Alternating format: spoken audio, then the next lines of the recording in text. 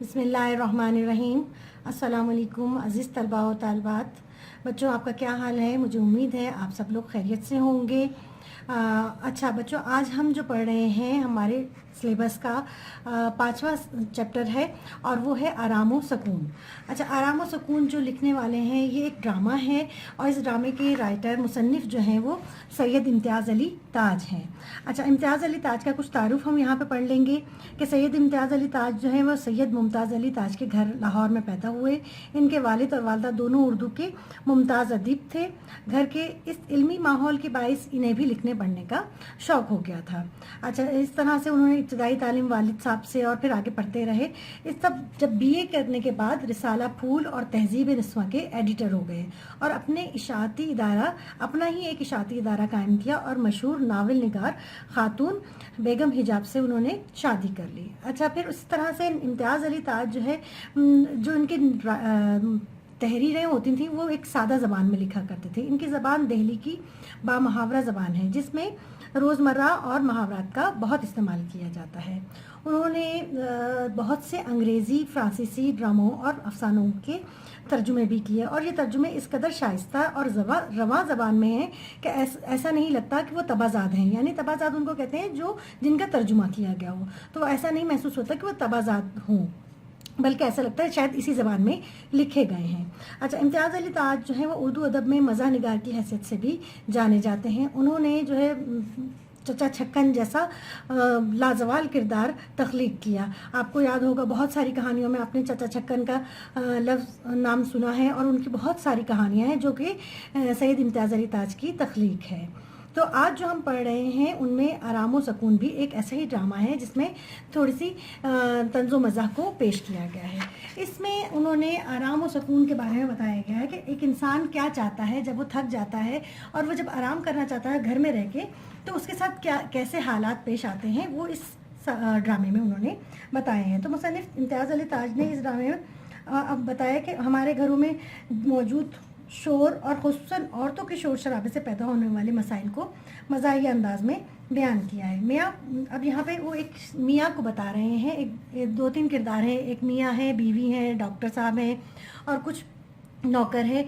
तो उस सब का किरदार के बारे में बता रहे हैं कि एक मियाँ है, मियाँ को काम की ज़्यादती की वजह से बुखार हो जाता है। डॉक्टर साहब मुआयना करने के लिए आते हैं और बताते हैं कि फ़िक्र की कोई बात नहीं, सिर्फ थकावट की वजह से मामूली बुखार हो गया है। मियाँ को आराम करने का मशवरा दिया जाता है।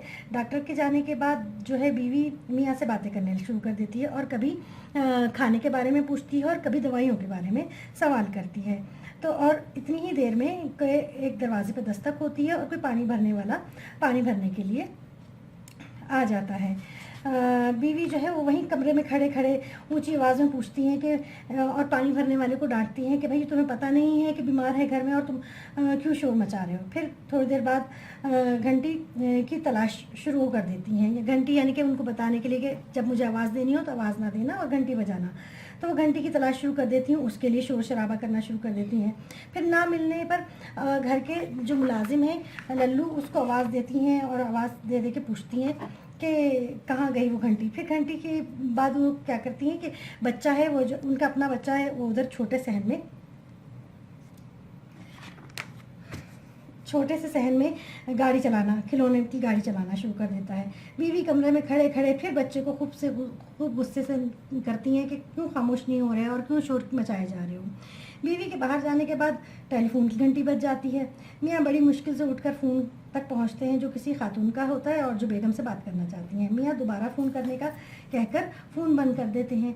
इतने में हमसाये के घर से हारमोनियम बजने की आवाज़ आना शुरू हो जाती है। उधर गिर पड़ने से बच्चे को चोट भी लग जाती है, उसके भी रोने की आवाज़ हो जाती है।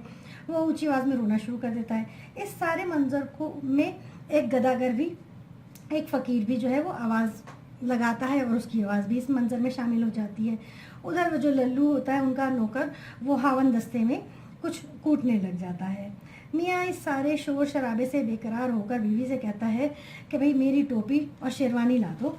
बीवी पूछती है कि क्या करेंगे, तो मियाँ जवाब देते हैं कि वो आराम व सुकून के लिए जो है मैं दफ्तर जाना चाहता हूँ और मैं दफ्तर चला जाऊँगी। इस पर बीवी बड़ा हैरान होती हैं। तो बच्चों, ये तो इस सबक का हमारे पास खुलासा मैंने आपको थोड़ा सा बता दिया है, आउटलाइंस बता दी हैं। तो अब आपके पास आपने करना क्या है, इसमें है आपके पास सवाल जवाब हैं, 10 सवाल जवाब हैं, और जो आपके पास हमने नोट्स दिए हैं उनमें ये सवाल जवाब मौजूद हैं। आप इसको याद करेंगे अच्छी तरीके से और फिर इसका टेस्ट देंगे। फिर इसी तरह से अगला देखते हैं, मतन के मुताबिक खाली जगहों में दुरुस्त अल्फाज लिखकर जुमले मुकम्मल करें। तो मतन मतलब जो आपने सबक में पढ़ा है उस सबक से रिलेटेड करते हुए आपने इसको पूरा करना है। मरीज़ को सिर्फ डैश की वजह से हरारत हो गई थी, किसकी वजह से, थकान की वजह से हरारत हो गई थी। फिर मरीज़ को दवा से ज़्यादा डैश की ज़रूरत थी, आराम व सुकून की ज़रूरत थी। शोर व गुल का डैश पर बहुत मुज़िर असर पड़ता है, आसाब पर बहुत मुज़िर असर पड़ता है। मगर घर में काम करने वाले मुलाजिम का नाम डैश था, लल्लू था। मरीज़ ने आराम और सुकून के लिए दफ्तर का रुख किया। तो ये जो हमारे पास खाली जगह हैं वो हमने पूरी कर ली हैं। फिर इसके बाद है सवाल नंबर 3 कि इस ड्रामे से मुसन्निफ इम्तियाज़ अली ताज क्या पैगाम देना चाहते हैं।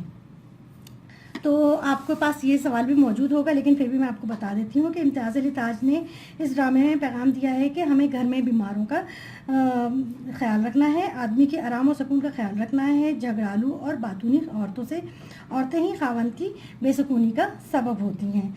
हमसायों को भी चाहिए कि वो अपनी हरकत व सकनात से हमसायों को तकलीफ़ ना पहुंचाएं। तो ये वो इसमें पैगाम देना चाह रहे हैं। इसी तरह से है सवाल नंबर 4 जिसमें ड्रामे के किरदारों के बारे में है। तो किरदार आपके सामने हैं, कौन कौन से ड्रामे में किरदार हैं वो आपको बताने हैं। फिर है ड्रामे की कहानी मकालमात की मरहून मिन्नत होती है। क्यों मकालमात वो होते हैं जो हम आपस में बातचीत कर रहे होते हैं, वो क्यों उसके मरहून मिन्नत क्यों होती है, उसको क्यों ज़रूरत होती है कि मकालमे होने चाहिए। तो इसमें जो मकालमात होते हैं वो क्यों ज़रूरी होते हैं कि ड्रामे में मकालमे को बड़ी अहमियत हासिल होती है, क्योंकि यही वो ज़रिया है जिसके बिना पर हम किरदारों को समझ सकते हैं। मकालमे ही ड्रामे को आगे बढ़ाने में मदद देते हैं। मकालमे के बगैर ड्रामा वजूद में नहीं आ सकता है। यानी हम जब तक मकालमा नहीं बोलेंगे तब तक हमें समझ कैसे आएगा कि क्या बात हो रही है और क्या आगे बढ़ के हमें अब कौन सी बात कहनी है। ठीक है, तो ये ज़रूरी है। इसी तरह से सवाल नंबर 5 है दर्जल मुहावरात के मायने लिखें और जुमलों में इस्तेमाल करें। खाक असर ना होना यानी कि बिल्कुल असर ना होना। फिर कान पर जू ना रेंगना के भी तकरीबन वही मायने हैं कि असर ना होना, किसी बात का असर ना होना। गुल मचाना, शोर मचाना, दम उलझना, जी उकता जाना, दिल भर जाना। दिल ना भरना मतलब यहाँ पर है बोल के जैसे हम कहते हैं हमारा दिल नहीं भरा, तो वो दिल ना भरना। दफ्तर लिखना यानी किसी भी चीज़ को बहुत तवालत दे के, बहुत तवील करके, बहुत लंबा करके लिखना, तो वह दफ्तर लिखना है। और चिढ़ जाना गुस्सा हो जाना है।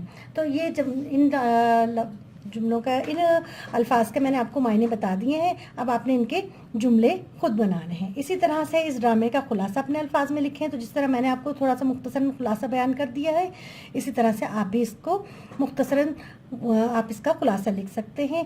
तो आपने वो भी काम करना है। अब बच्चों आपका काम ये है कि आपने सवाल जवाब अच्छी तरह से याद करने हैं, दूसरा आपने ये जुमले बनाने हैं, और तीसरा काम ये है कि आपने खुलासा अपने अल्फाज में लिखना है। ये तमाम काम आपने लिखना है और कॉपी पर, और बगैर देखे पहले याद कीजिए सवालात को और फिर उसके बाद बगैर देखे लिखिए।